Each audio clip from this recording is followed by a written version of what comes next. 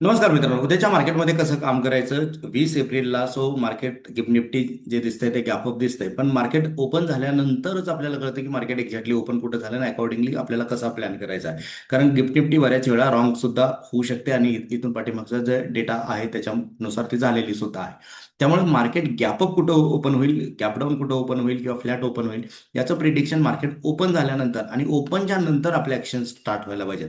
So आता काय expected होतं, आपण परवाच्या सेशनमध्ये काय डिस्कस केलं होतं की निफ्टीचा एक जो बेस बनलाय आणि जो निफ्टीचा एक टॉप बनलाय ऑल टाइम हायचा, या लेवलचे जर 50% रिट्रेसमेंट जर आपण बघितली, कारण क्लोजिंग खूप इम्पॉर्टंट असतो मित्रांनो. कुठल्याही गोष्टीचा क्लोजिंग जर आपण बघितला तर क्लोजिंग चांगला असेल तर गोष्टी चांगल्या होतात. सो क्लोजिंग हा चांगला होता आणि तुम्ही बघा की 50%च्या वर ऑलमोस्ट निफ्टीने 24,254 वर निफ्टीचा क्लोज होता. ऑलमोस्ट त्या लेवलच्या वर निफ्टीने क्लोज दिला आणि मार्केटमध्ये या क्लोजिंगच्या अकॉर्डिंग एक पुट रायटर ज्या आहेत, पुट रायटरनी डॉमिनेट केले या कॉल रायटरला, जे इंट्राडे मध्ये आपण डिस्कस करत होतो की थोडं सेलिंगची प्राइजेक्शन दिसते.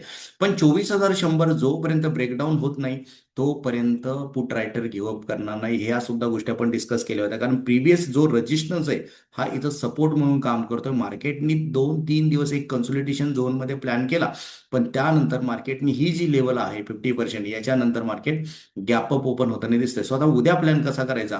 30 मिनिटाच्या टाइम फ्रेममध्ये जर आपण बघितली अनालिसिस, किंवा 1 आवरच्या टाइम फ्रेममध्ये जर आपण अनालिसिस बघितली, तर तुम्ही बघा प्रिव्हियस जो सपोर्ट झोन होता हा 24,800च्या आसपास मार्केटचा मेन ट्रेंड चेंज झाला होता, कारण तिथून मार्केट एक सेलिंगमध्ये आलं होतं. प्रिव्हियस जो अप ट्रेंड होता या लेवलला खराब झाला होता, कारण या लेवलच्या आसपास मार्केटमध्ये एक रायटर ऍड झाले आणि तिथून एक मार्केट सेलिंगमध्ये गेलं होतं. आता एक्झॅक्टली डेली टाइम फ्रेममध्ये जर आपण बघितलं तर ती लेवल मार्केट आता आणण्याचा ट्राय करते आणि कदाचित हे गॅप अपनी लेवल येते. आता मार्केट 24,800ला आल्यानंतर रिस्क टू रिवॉर्ड रेशो बायरच्या फेवरमध्ये नसणार आहे. त्यामुळे इथं लगेच immediate market gap up open झाल्यानंतर बाय करण्याची चूक करू नका, कारण सगळ्यात मोठा जो कॉल रायटर आहे हा 24,800ला आहे. आणि ओव्हरऑल मार्केटचा ओव्हरऑल हा टोटल जो डाऊन ट्रेंड आहे, या डाऊन ट्रेंडचा break even point, so break even point या ठिकाणी आहे, ज्या ठिकाणी रायटर कॉल रायटर जर फेल झाला तर एक मोठं शॉर्ट कव्हरिंग मार्केटमध्ये होऊ शकतं नेक्स्ट वीकमध्ये. म्हणजे पुढचा जो एप्रिल सिरीजच्या एंडपर्यंत मार्केट कदाचित 25,600 आणि 26,000च्या झोनपर्यंत सुद्धा येऊ शकतं एप्रिल आणि मे जूनच्या सिरीज पर्यंत. त्यामुळे 24,800 हा ब्रेक इव्हन पॉइंट आहे टोटल रायटरच्या पोझिशनचा, आणि हा जर मार्केटने क्लोजिंग बेस निघाला तर एक मोठं शॉर्ट कव्हरिंग मार्केटमध्ये आपल्याला बघायला भेटू शकतं. पण आता काम कसं करायचं? ओपन मार्केट कुठं होते? सो 24,800ला जर निफ्टी ओपन झाली, 700ला या झोनमध्ये मार्केट कुठेतरी ओपन होणार आहे, किंवा मार्केट गॅप डाऊन, काही न्यूज आली तर मार्केट गॅप डाऊन सुद्धा ओपन होऊ शकतं, ही सुद्धा पॉसिबिलिटी.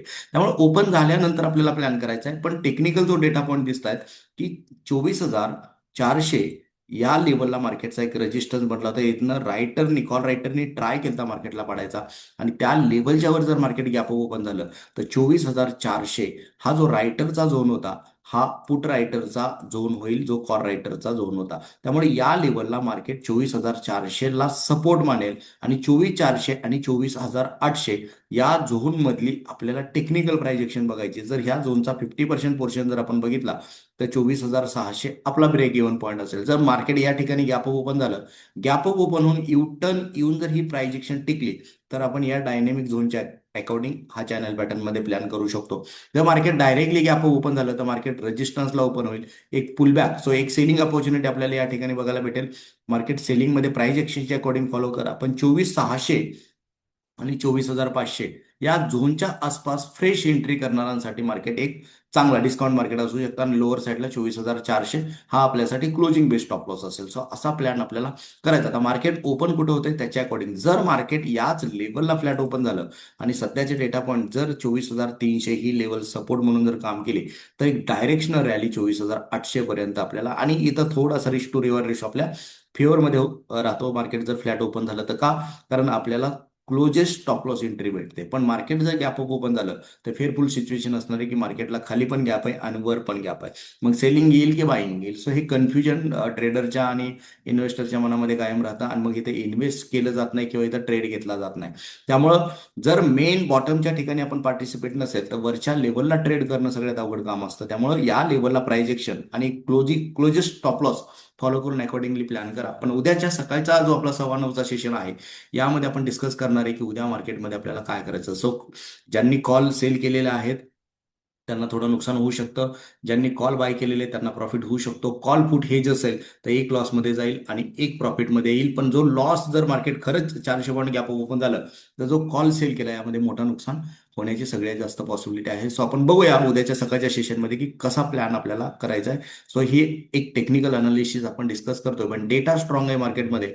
आणि एक जो सेलरचं मार्केट होतं, सेलरचा जो चॅनल पॅटर्न होता या लेवलच्या बाहेर मार्केट निघलं, याचा रिटेस्ट झालाय. त्यामुळे 23,600 आणि वर 24,600, 1,000 पॉईंटमध्ये मंथली एक्सपायरी होण्याची सगळ्यात जास्त पॉसिबिलिटी आहे. त्यामुळे ही 1,000 पॉईंट आपल्याला वॉच करायच्यात आणि डेली टाइम फ्रेमच्या according closest stop loss, closest price action follow करून आपल्याला ट्रेड करायचा आहे. तर उद्याचं सेशन सगळ्यांनी जॉईन करा. सकाळी डिटेल्समध्ये आपण ह्या गोष्टी मार्केट ओपन झाल्यावर डिस्कस करू आणि कसं एक्झिक्युशन केलं जाऊ शकतं याच्यावरती चर्चा करू. थँक्यू.